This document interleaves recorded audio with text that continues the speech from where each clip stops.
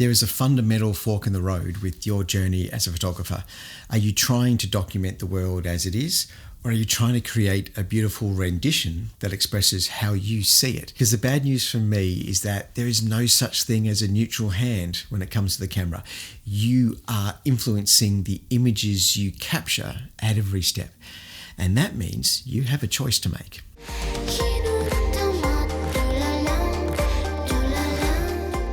Photography is art, not documentary.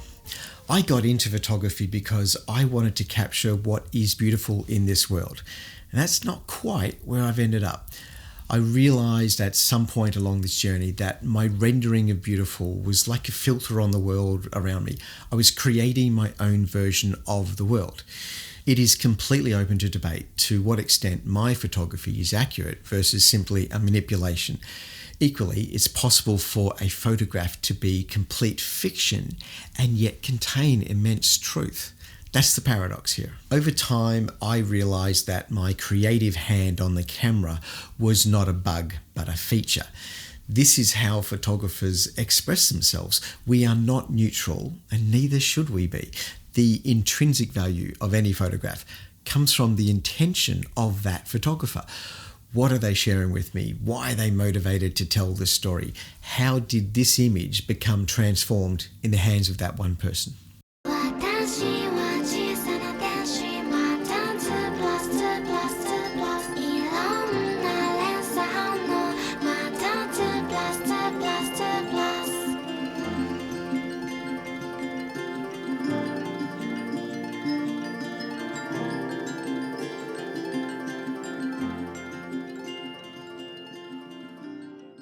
So in essence, everything I do with a camera is ultimately art. So I decided to lean into it. I gave myself permission to explore the art of the camera instead of just its technical operation. We're not just taking photos, we're telling stories. We are making art. That decision placed me on a different path to where I began. It's not just what you photograph that matters, but how you photograph it. Your style has an impact on the substance.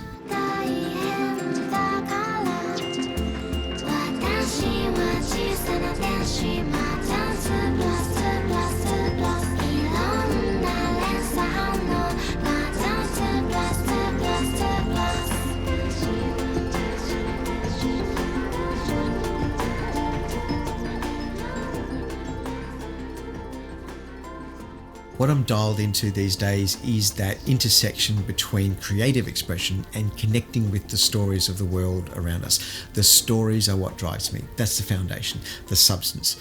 But in addition, I also have so much opportunity with regards to what style I bring to bear on a subject. That's the creativity. So when I try to learn a new technique with the camera, what drives me is how that technique can help me express a story. The value in being creative is always about telling the story. So here's some examples of what I mean by the technical leading to the creative. Things like shallow depth of field can bring attention to a specific subject in a complex scene. You're bringing structure out of your chaos.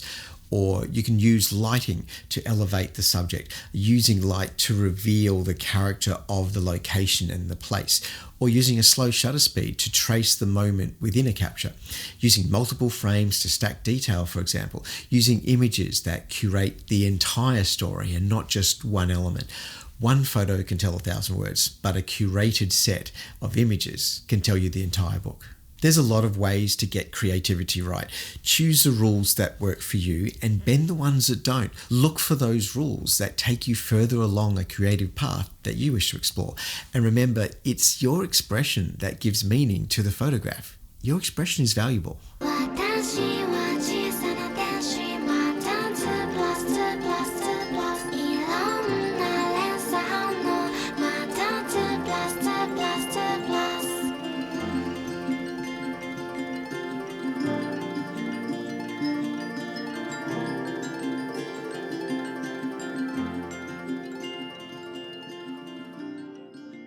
I've been in Japan for the last few weeks, and one of the things I've been trying to do is to connect with the art of street photography.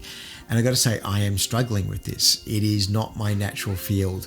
And I think one of the reasons that I'm struggling is because A lot of street photography is about capturing a moment that is so fleeting, that is so disconnected with a bigger story. And I'm looking for the bigger story and I'm not finding it because my depth when it comes to my connection to a place like Japan is so shallow. I'm just here for a couple of weeks. It's not as though I live here. And if I lived here, then I think the street photography makes more sense because you know the places and there's a bigger narrative that you can draw from. And so it's not just about that one moment, that one image where something happened. It is that moment is part of something bigger. And it's the bigger story that is so important with artistic expression.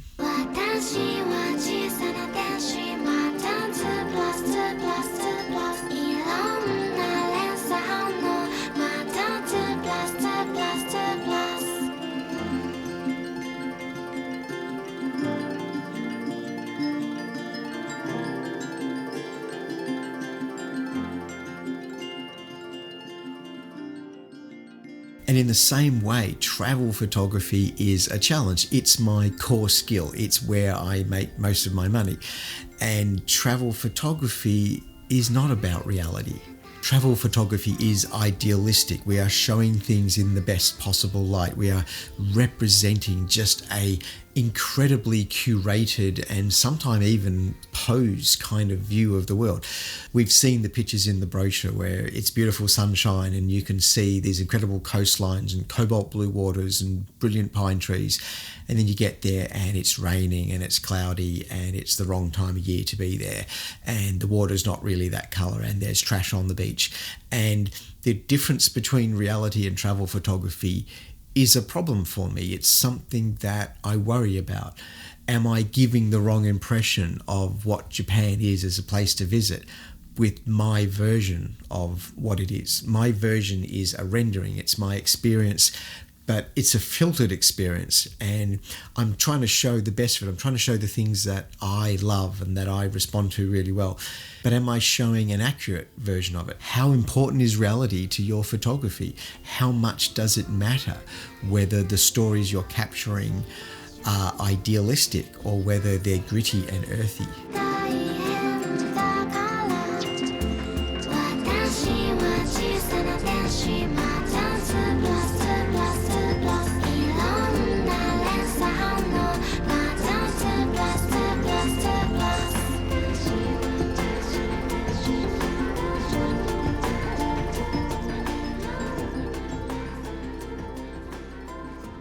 There's a little park in Osaka where people go to see the waterfalls, and it's a beautiful walk, and the maple leaves are really pretty at any time of year, whether they're green or yellow or red.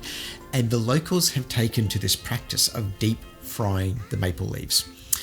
Now, it turns out maple leaves don't really have much flavour. The batter is great, and deep fried anything is tasty. The maple leaves are just a vehicle for having some deep fried batter. And in some ways, I think that's what travel photography is. It's when you're signing up to eat a deep fried maple leaf, and actually the maple leaf doesn't really matter, just all about the batter. And it's not always very satisfactory for me at the end of a travel assignment, and I've delivered what I set out to do, and I've done a good job for my client, and I've made them look good, and I've made their product look good, and I've shown you why you might want to visit that part of the world. But there's a part of me that thinks there are more meaningful stories to tell than just here's a pretty garden and here's some koi and here's some dancing people when the ship sails away from the port. There's a better story here. There are lots of better stories here. Japan is an amazing culture, and I wish I had more of an opportunity to tell some of the richer stories.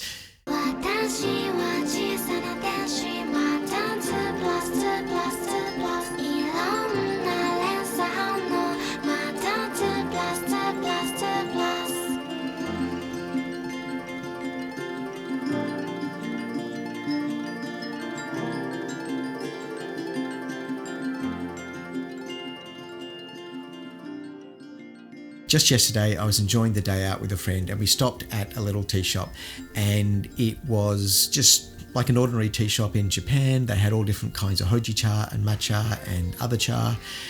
So we ordered our matcha lattes, and it wasn't just like you pour the flavor mix out of a bottle and you steam up some milk. That's not what happened. The lady carefully weighed out a precise amount of matcha powder, and she's crafting this drink by hand, and she weighs out that amount and she puts it into the bowl and she does all the whisking by hand. Like, she's doing this for every single order that comes in. She could just make up a batch of the stuff, but that's not what they do. They do it the proper way, and it was beautiful. And she whisks it up and then she pours it through a filter into the steamed soy milk, and it was absolutely beautiful. And there was a lovely little story in that. And the place we were at, the lighting wasn't great, and we were just having some time away from the camera. We were having a little break from photography. But it was beautiful. And that moment, that story, I was thinking to myself, I would love to find somewhere here in Japan where the lighting is good and where that same philosophy is brought to bear for something as simple as making a cup of latte. And that's what I mean when I say photography is about expression. Creativity is about expression. That's what I love about it. I love when a photographer is expressing something that they want to share, that they care enough to share it, that they decided it was worth sharing, that someone else might want to know about this too. That is photography, that is art, and that's what I want to do more of.